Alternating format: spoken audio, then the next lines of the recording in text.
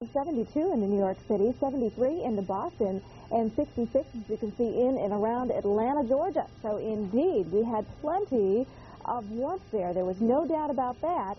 But you go into the middle of the nation and things were considerably cooler, and then you head out into the south and out to the southwest, and, well, it was much, much warmer. We're talking about some very warm readings in and around Phoenix and also heading out toward Las Vegas. As a matter of fact, if you were to look at the departures from average, well, it was much cooler here into the middle of the nation and on into the southeast. Heading on into the north and west, the temperatures obviously much, much above average. In fact, we even had a couple of record highs, 92 into Roseburg, Oregon. That broke the old record that was set all the way back in 1968.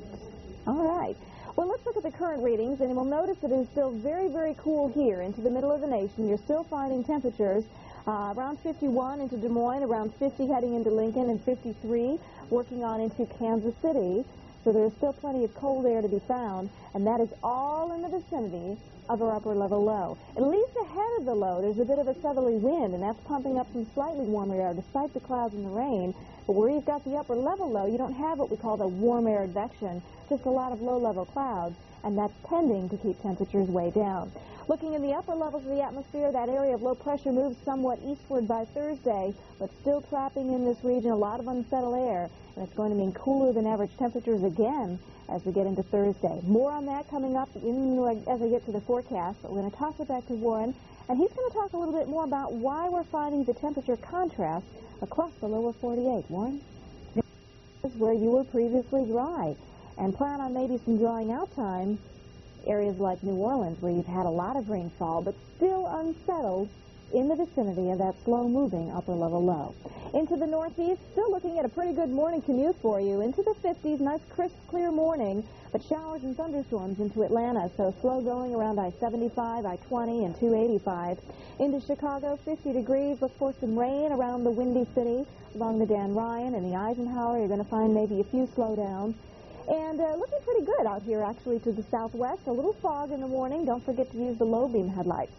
Quick peek at your overnight lows. Again, the southerly wind ahead of our system, so fairly mild ahead of this thing, but behind it much, much cooler. And even into the Intermountain region, we're looking at readings into the 20s. Going into your Thursday, your morning and afternoon, and on into the evening, notice the very, very slow movement of this area of low pressure. It is just not in a big hurry to move along. So the rain will continue along Interstate 75, really from Toledo all the way back down through Atlanta and down toward Valdosta and Ocala. It's just going to be a real wet ride for you folks heading along I-75. Showers, maybe even a few thunderstorms embedded in that mass of showers as well. Just a real wet day. Still dry for you into New York, certainly dry into Dallas, and picture perfect as we head out toward the west coast. Another warm day, another sunny day for you into L.A. Precipitation forecast for you as we go on into the evening hours and the overnight. Still looking at maybe an inch of some rainfall there into the south and east. And obviously, as we see that area of low pressure in the upper levels of the atmosphere slowly shifting on eastward, remember the cold air that was encompassing or associated with that? That's where the clouds will be. That's where the general rain will be. And that's where the cooler temperatures are going to be as well. So you'll find 70s, a bit of warm up there into the Central Plains states, but 60s, areas like Chicago, Indianapolis, Columbus, and Lexington. Not much of a warm up for you, thanks in part to that area of low pressure. All right, Warren?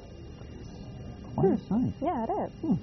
Just ahead, flooding could cause problems in our on-roads in parts of the Midwest. We'll have all the details coming up next on Travel-Wise, then your local forecast. Stay with us.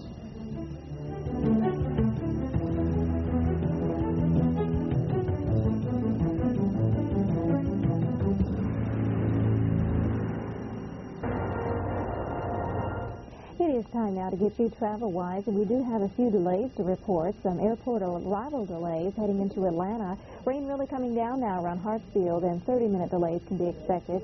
And as you can see, a little longer delay there as you head on into St. Louis, almost an hour and a half there. So plan on that if you are traveling, and maybe if you have to go pick up friends or relatives at the airport, that might be something to keep in mind.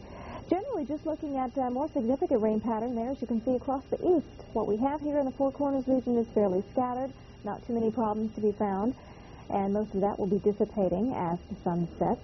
But the rain here is going to be a factor not just through the overnight, but really through much of your daytime hours for Thursday. We'll go on into the northeast first off, and we start out on the dry side. By the end of the day, you may see some rain here into New York City and Boston, but at least your morning commute will be a dry one. The rain you will run into in areas like Cleveland and on into the Pittsburgh area. Southeast we go into Atlanta, Georgia, and Huntsville. Rainy travel for you along I-20 and I-75 into Atlanta. Also along the perimeter, it's going to be rather slow going, as it usually is when you have the rainy travel. And finally, we go up northward, and we'll find some rain along the Indiana Toll Road and heading on into the Ohio Turnpike. There are definitely going to be some tricky spots in parts of the east. What we've got here is dissipating here across the southwest, so fairly dry conditions for most regions here, looking much better up and down I-5. So no travel problems, but I do want to caution you, you may encounter a little bit of fog in coastal areas of California, especially heading on into southern California, so keep that in mind. There's a look at your thunderstorm forecast. Could see some stronger thunderstorms working on into central portions of Illinois and into the next 7 days. It's going to mean some more scattered snow in the higher elevations. Southern branch still active, a lot of moisture here, but we're pushing most of that off the coast with the front. First system moving off the east coast, so some slow improvements for you in the northeast as we head through tonight and on into early tomorrow. But the cold air advancing southward and eastward behind the front is going to mean some bitter cold temperatures from the college football games, or maybe for your leaf raking. A lot of folks in the east having to take on that chore this weekend. It's going to be pretty chilly, so bundle up if you're heading outdoors for any lengthy period of time. Again, that next system moving into the west will play some havoc in the Pacific Northwest, perhaps into northern California. So the end result looks something like this. Cold, a little dry spell across parts of the east, but more wet weather from the central plains down into Texas. Snow showers remaining in the northern plains, upper Midwest, and even some mountain snow in the Pacific Northwest. That's a brief overview. Let's get into some of the details now. We head on into Saturday morning. You're saying, well, gee, snow in the Great Lakes? Well, it's the lake effect snow, the colder air, and this is a pretty cold air mass, is moving over the lake waters. The water temperatures are around the 50-degree mark. We're in the 50s, so substantially warmer than the air itself, and a lot of moisture to work with there, so we're seeing the lake effect snow. Some of the prime points that typically see a lot of snowfall could pick up to a foot of snow as we head through tonight and on into tomorrow. We think as we head through time, we'll kind of shut off the lake effect system on northern Wisconsin, portions of the UP of Michigan, just because of the sets, the way that the wind is flowing, becoming more westerly as opposed to northwesterly, but still moving across Lake Erie, moving across Lake Ontario, and that is going to mean a good chance for some more snow. And throughout the Great Lakes, there are numerous advisories up. Keep in mind also, some of these roadways are already slickened. We've had reports into central Michigan, around Otsego County, Crawford County, right around those areas, up to 4 or 5 inches of snow already, and that's snow on top of a layer of ice. So I-75, US 131 could also be kind of slick, some of these areas in here, not to mention the less traveled roads. So it's a tricky travel, and Saturday afternoon, hopefully that will be cleared up and things will look a little bit better for you. High pressure tomorrow afternoon, right here into the south and east, and scattered showers as we head out into the Rockies. Southern Rockies, I should say, out west. There's your highs here for Saturday. You're going to find some 30s across a really good chunk of the northern tier states.